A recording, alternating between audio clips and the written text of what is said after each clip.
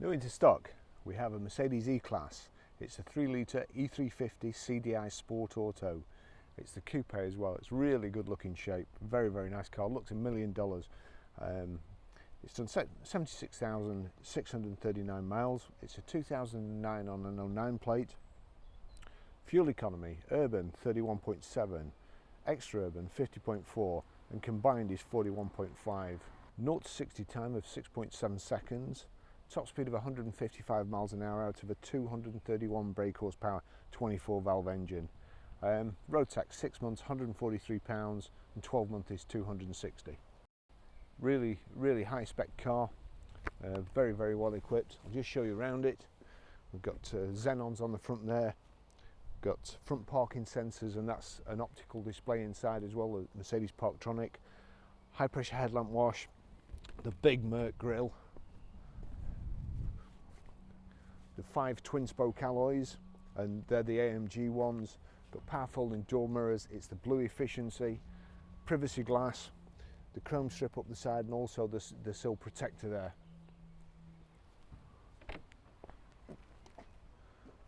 Got electric boot release off the key, and also there's a little switch just inside the driver's door there. Bags of room in there. You've also got 2 little handles here that you can flip the back seat down and load through. But as you can see, all my camera equipment in here, bags of room. The chrome strip along the boot here, and also again the reversing sensors in the rear bumper here, again the rear Parktronic. You can see there's a display just inside on the roof, which you can see in your mirror, your rear view mirror, when you're reversing.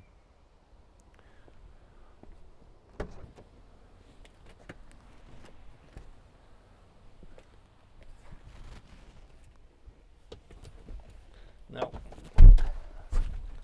I don't know why I'm even doing this or trying, but whenever I get in the back of one of these 4-seater coupes, it always reminds me of a video of a guy called Super Dave Osborne I saw, who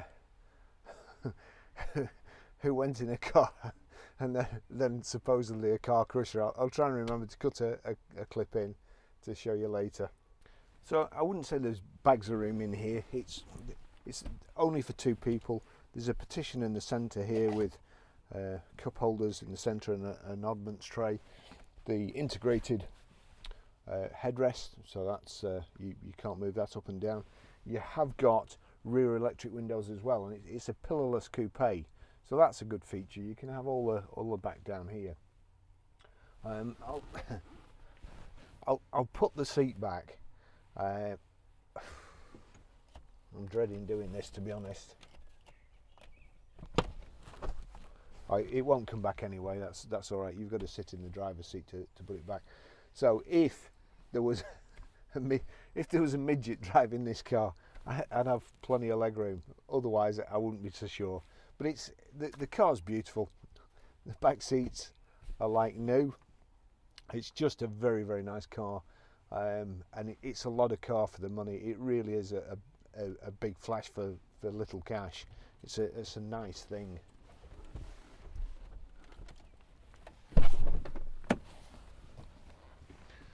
That's like torture. I'll just take you for a ride in it.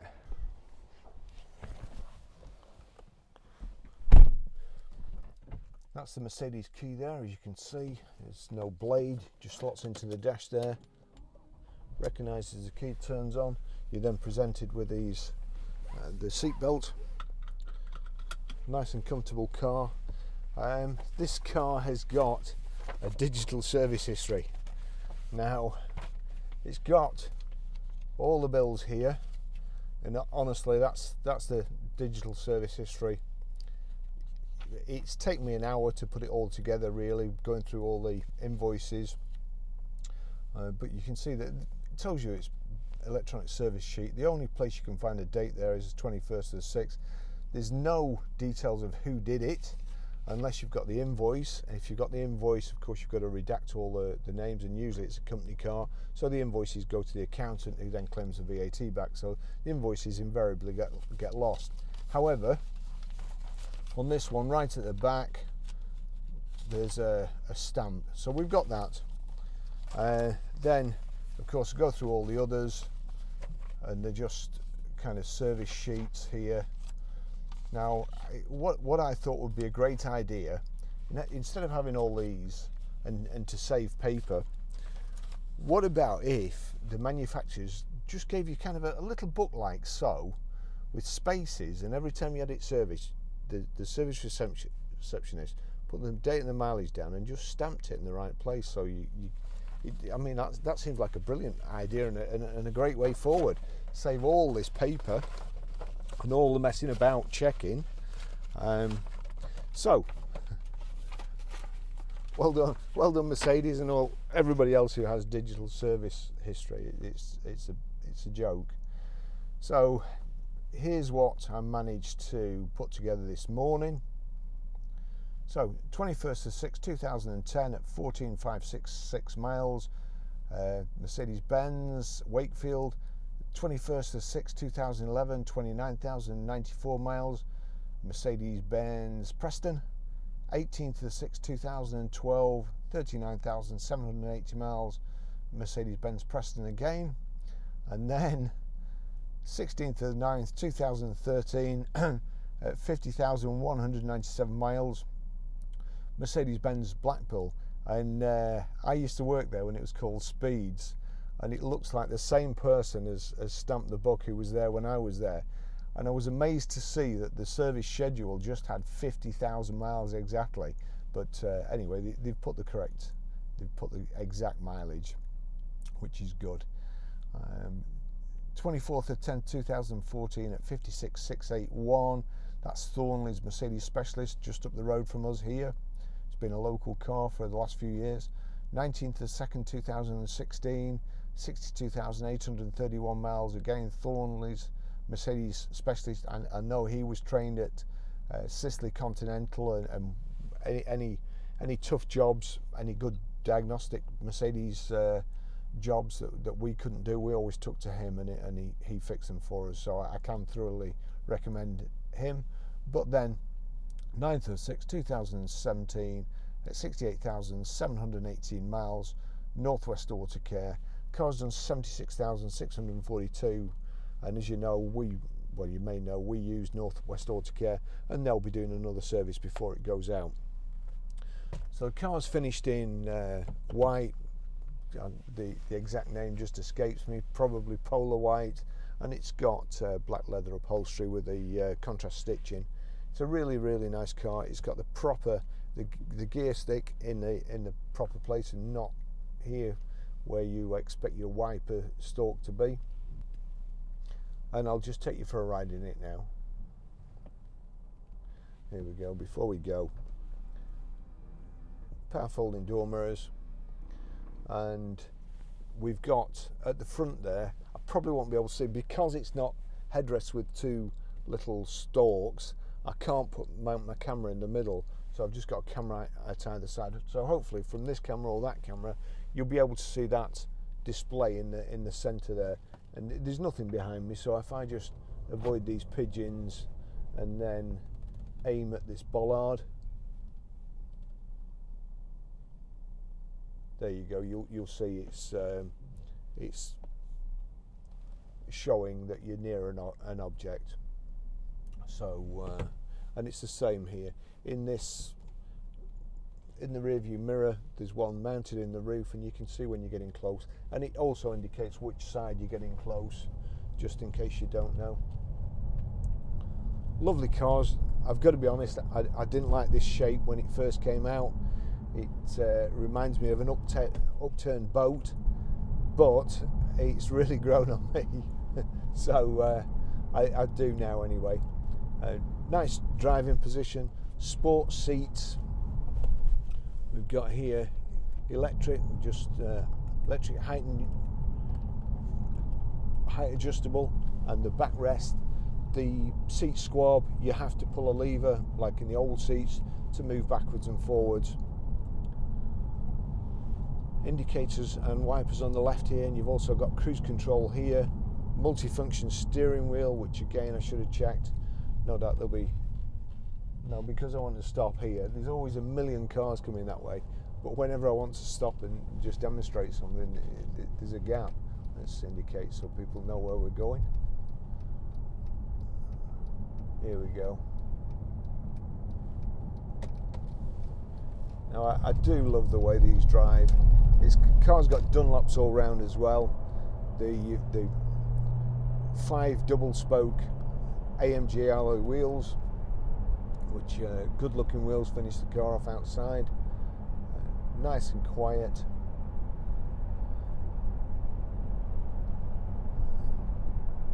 No bumps or knocks. Just put the aircon on, put that on low. Just test that. Yep, that's nice and cold already. So knock the fan off, keep it on cold. Got sat nav, Bluetooth hands-free,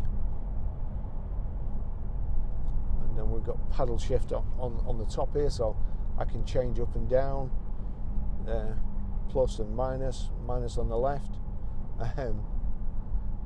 I sold a Mercedes C-Class to a friend of mine who has no interest in cars whatsoever.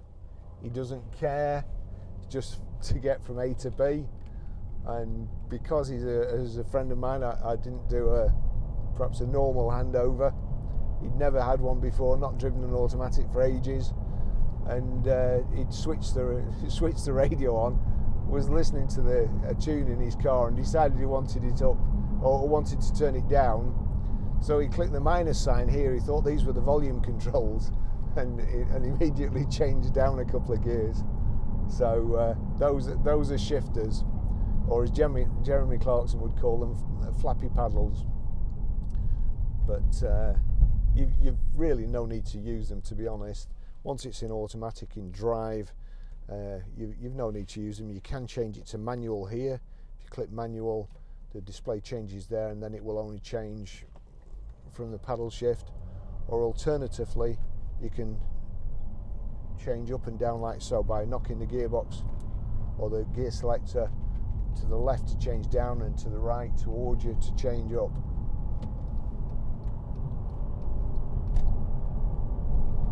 Now, what usually happens here, if you try and overtake, there's a big queue around the corner and then you can't get in, which we'll probably see these people do, and then there's nearly an accident when people want to go up the M6.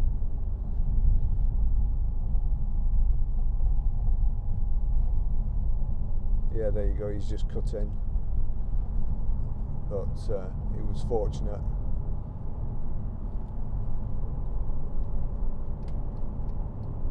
There we go. Everybody's concertina in here. There you go. What an engine this is. It's just awesome. I mean, it's a middle-sized car really, but the torque on this diesel engine is just superb.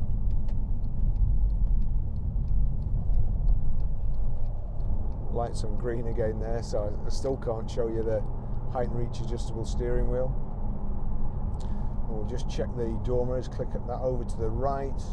Yep, that's working fine. Click over to the left. Let's see, and we're clear again here, so up the M6.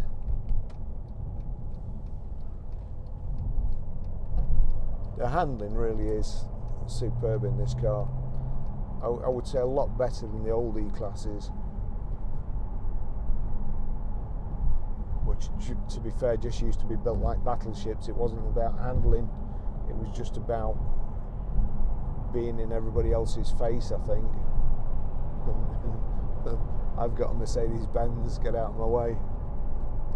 So let's just see, there's the handle. There's a place for a phone in there, which obviously nobody uses these days, but it is Bluetooth hands-free. You've also got, if you click to auxiliary on the audio, there's a couple of leads in there. It looks like the old iPod lead, but I'm sure you'd be able to get a new iPhone lead adapter, or you can plug into an auxiliary in socket, which you'll be able to play your tunes through the system here. The car's really nice. Let's just see. I can't remember. Yep, that's one touch cruise. Just knock that up, and I do know it works as a speed limiter as well. I can never remember which way around it is. Usually get it wrong. Here we go. Let's let this guy pull in. And join the traffic. So 70 miles an hour at just over. Now I don't think we're in top there by any means, but so I'll discount that really. Would have been doing a lot less revs if I'm knocking it down now, and the revs are really going down. So that was I won't get up to 70, but I would imagine it would be doing round about 2,000 revs, but that is a guess. Obviously, I'm cocked up with the traffic. So nice black leather upholstery, the contrast stitching, brushed aluminium in the dash, door cards, and also around the gear tunnel here. Got a little bit there, just finishes it off on the steering wheel. Really nice driving position. The xenons outside. We've got the pillarless windows, which I can't really show you because I can't put the back ones down. Oh yes, I can actually. I can put the back ones down, but you won't be able to see it.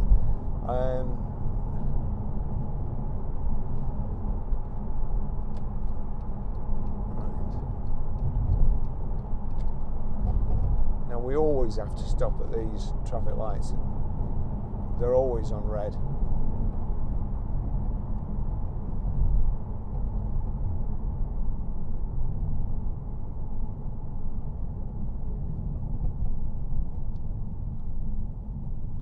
Nice test of the steering round here. Let's just see if I've got time.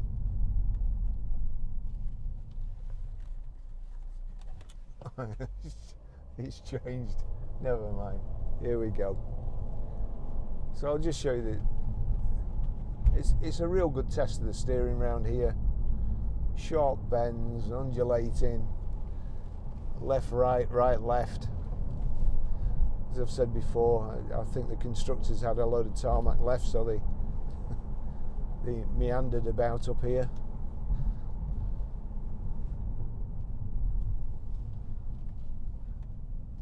Right, let's have a look. So there we go. Height and reach adjustable, there we go. Just a catch underneath there. And the display, we've got fuel gauge on the left, far left. Then a clock, which is unusual to see in the display. Here we go, acceleration is just lovely. Speedometer in the centre, your information displays in the centre of the speedo. The speedo's on the outside, so it tells you what gear you're in. It has a coffee cup reminder there to tell you to stop for a drink if you're going too long, thinks you're tired. Outside temperature, your mileometer and trip counter, and then you've got a smaller rev counter, and then your coolant, your engine coolant temperature gauge.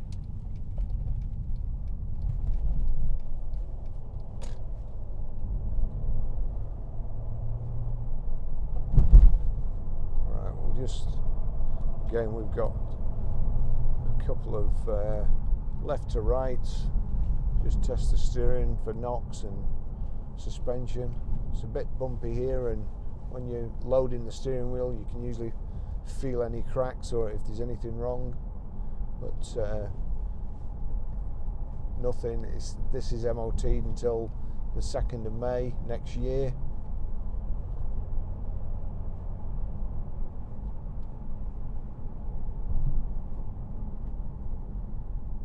No, that's just really nice.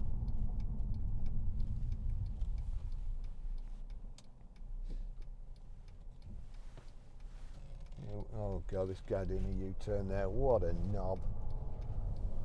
Now he's pulled out in front of that car. Ah, dear me. Okay, so I'll finish the test drive there, and I'll just show you when we get back to the garage how to pair your mobile, how to delete a mobile, and how to set the sat nav.